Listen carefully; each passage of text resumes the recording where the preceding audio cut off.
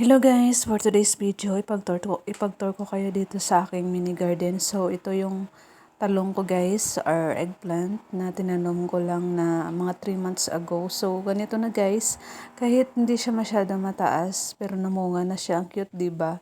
So ayan, ready to harvest na yan guys, mga next week siguro. Kasi hahaba pa yan guys at lalaki guys yung mga talong ko na tinanim. Thank you Lord, napakinabangan ko na yung pinaghirapan ko guys na talong.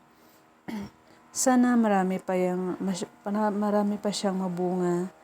And syempre, favorite ko yan guys, lalo na kapag gawin siya na torta. So ayan, makapakinabangan pa ngayon guys ang lupa dito kasi hindi pa umulan.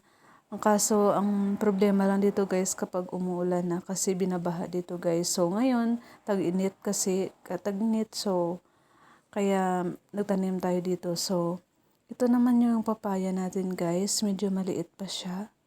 Ayan. Tatlo yan sila guys na tanim ko.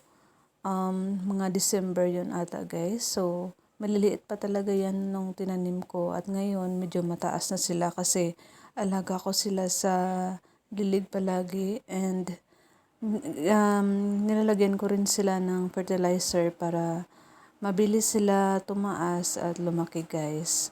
So, ito naman yung okra natin guys. Medyo maliliit pa kasi hindi pa yan natin na malagyan ng fertilizer. So, baka bukas guys, ilagyan na natin yan. So, ayan naman ang spinach natin guys na tinanim.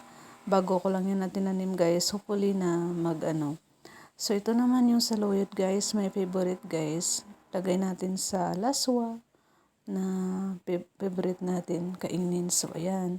At ito naman nag-iisa kong balatong guys or sitaw. Isa na lang siyang natira guys kasi kinuha ko na. At ito naman yung kalabasa natin guys. Malaki na siya guys. Thank you Lord sa blessings. Kahit papaano yung mga tanim ko ay mga bunga na guys. So ayan, ito na yung cute ko na mga talong guys. Kahit maliit lang yung puno, at least malalaki yung bunga niya guys. At ang haba pa guys.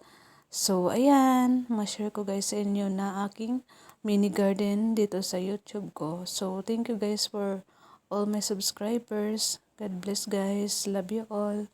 So ito na sila. Ang cute lang nila tingnan. Thank you for watching. Bye!